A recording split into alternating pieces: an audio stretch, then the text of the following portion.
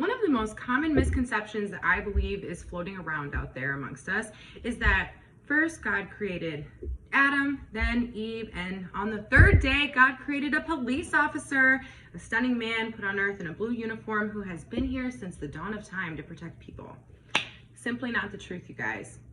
Policing in colonial America was very, very informal. One of our earliest attempts at what would become our modern police department was known as the Night Watch. The Night Watch dates back to the 1600s, and it was made up of volunteers of the community. Men would literally write their name down on a specific time slot for a specific day, and voila, you've got your very own police department.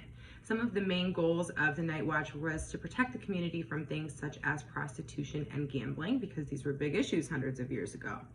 The community soon realized that night watches were pretty ineffective. These individuals were often found asleep, drinking, wasted while they were supposed to be working, and night watch was also used as a form of punishment, which meant that you had criminals then tasked to police other criminals.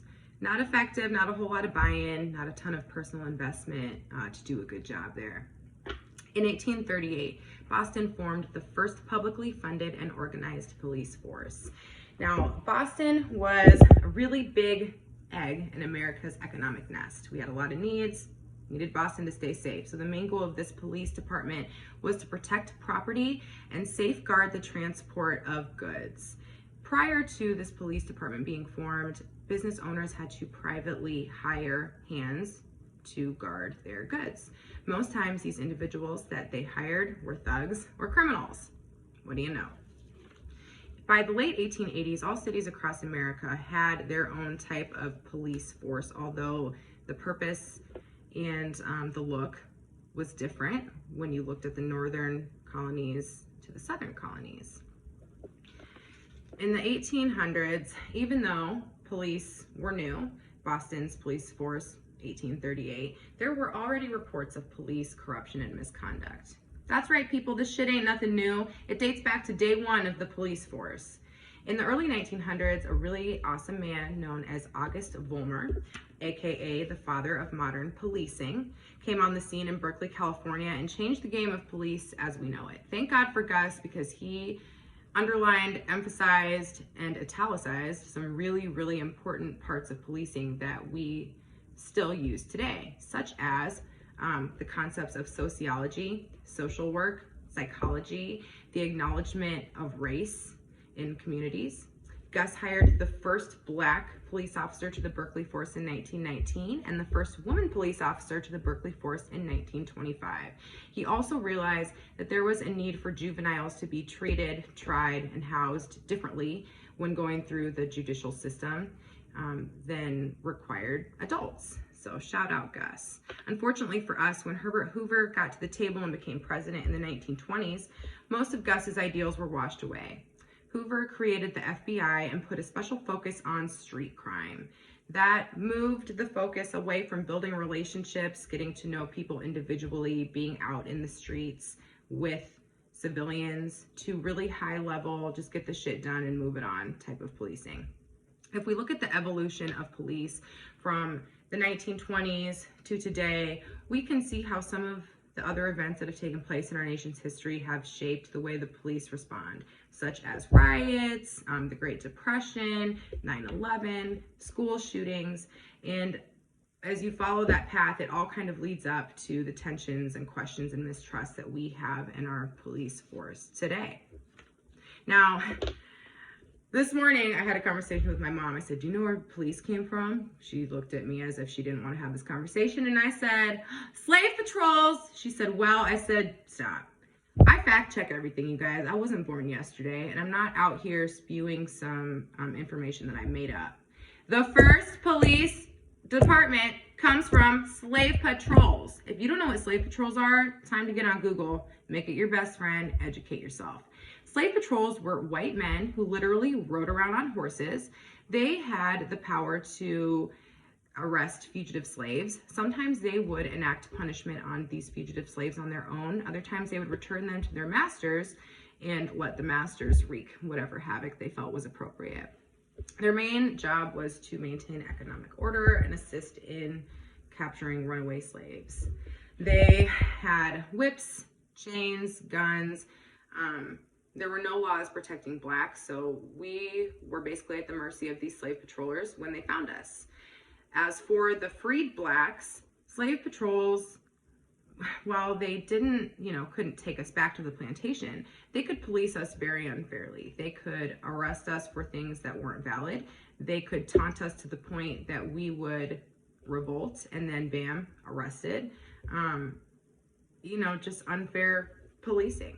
Now, in the North, police departments, like I've mentioned, served a different purpose. They were there to protect and not even fight crime, but maintain order, and also to control the flow of new immigrants that were entering the northern colonies. And in the South, the main job of slave patrol, which then turned into police, ultimately served to protect the property that was the wealthy whites, and that was slaves. Today in our modern police department, the minimum educational requirement to become a police officer is a high school diploma or GED. 1/3 of police officers in America today have a 4-year degree. Just slightly more than half of police officers serving today have a 2-year degree, while 5.4% of police officers in America have a graduate degree. Only 15% of police departments in America have a college requirement to join their force. 15%. 15% of police departments want you to go to college before you come to the academy. 10% of police departments across America have a requirement for a 2-year degree, and only 1% of police departments across America require a 4-year degree to protect and serve and enter the academy. Now, I don't often share my personal opinion on Woke White Wednesdays because I just don't really feel like it's appropriate. This is a place for education. I want you guys to learn. I want you guys to share your opinion. But with all of the things that have been going on in the world this past week, we've had 2 police shootings of black men. And the one that's caught most of our attention is Jacob Blake. I can't sit idly by sometimes and just let people talk about nonsense or spew things that just aren't true. I listen to a lot of other people's opinions and I'm like, okay, cool, yep, got it. But I have to say that I feel really unconfident. I feel unsafe. I am shocked. I am perplexed at the fact that a lot of people in America fight so hard for the police and they really feel like blue lives, like you police officers were literally born blue, like I was born black, like you came out in a uniform. Why do these people feel so comfortable letting some of the least educated people in America protect and serve them? I personally don't feel like a white man who has a high school diploma has the educational level or experience. This is high level and I'm generalizing, not everyone. But I don't feel like a white man with a high school diploma who has never been to college, is from Cedar Rapids, Iowa, has maybe seen 2 black people. I don't feel like they have the authority or the skill to police me and protect me and serve me. Not just me as a civilian, but me as a black woman in America, me as a black mother in America. And I just don't understand how yesterday when I went to the dentist, I probably was around a higher educational average with all the hygienists and the doctors than I would be if I went to the Cedar Rapids Police Department and walked in.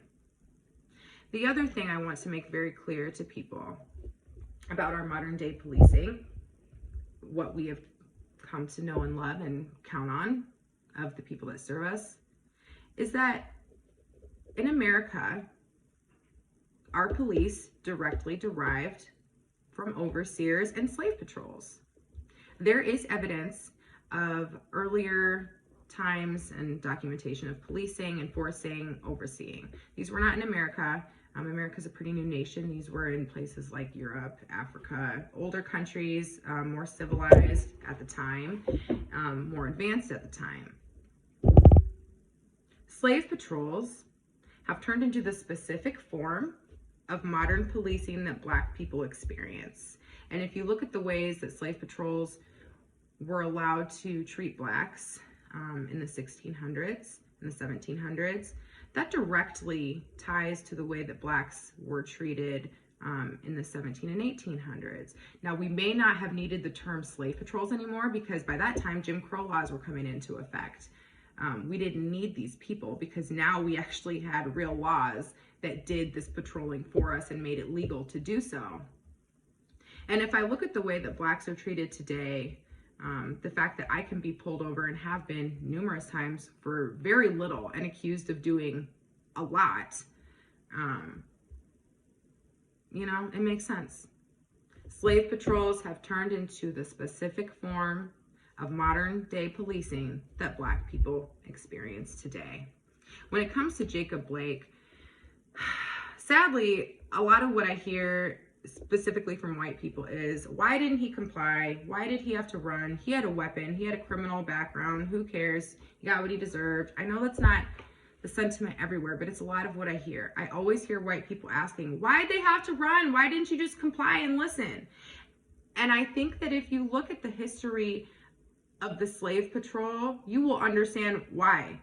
We ran because it wasn't many years ago that we had to run to preserve our lives, because they were literally going to kill us. I don't believe that one family's lifetime or one lifetime cycle in a family is enough time to forget the systematic oppression and fear that was slavery.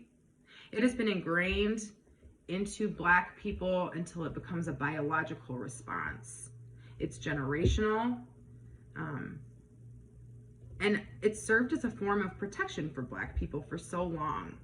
And I don't understand how police with such little education, training, skill have been able to evolve from a group of people who were chosen because they wrote their names down on a piece of paper. I don't understand how they've been able to evolve from a career that no one wanted to have or be a part of or acknowledge into something that we hold higher than people who have gone to school for years and years and years and have like the intelligence bandwidth that we'll never see. There's a lot of things I don't understand about the world, but what I do want you guys to do today is do your research. I want you to look up slave patrols. I want you to see what it was that Black people experienced. I want you to look up Jim Crow laws. I want you to see why we no longer needed slave patrols because we had Jim Crow laws. And I want you to look up the laws and socioeconomic differences between whites and Blacks today and see the ways that policing negatively affects Blacks. You have a lot of research to do, so your takeaways are do some research. Shout out to August Vollmer for changing the face of police forever. And I want you guys all to listen to KRS-One. Whoop, whoop. That's the sound of the police. I've literally been listening to that for weeks, but it's really been a blessing this week as I struggle to express empathy to police officers as I go about my day. So, I love you guys. I hope you learned a little bit about the history of police and their role in our country. I hope that you think twice next time you have the nerve or audacity to say out loud, why didn't that Black person just comply? Remember that, 300 years ago only, we were literally murdered if we didn't run. And 200 years ago, we were still beaten and hurt and abused if we didn't run. And even today, when we don't run, we're murdered. So, I love you guys. Have a blessed day. Stay woke, stay white.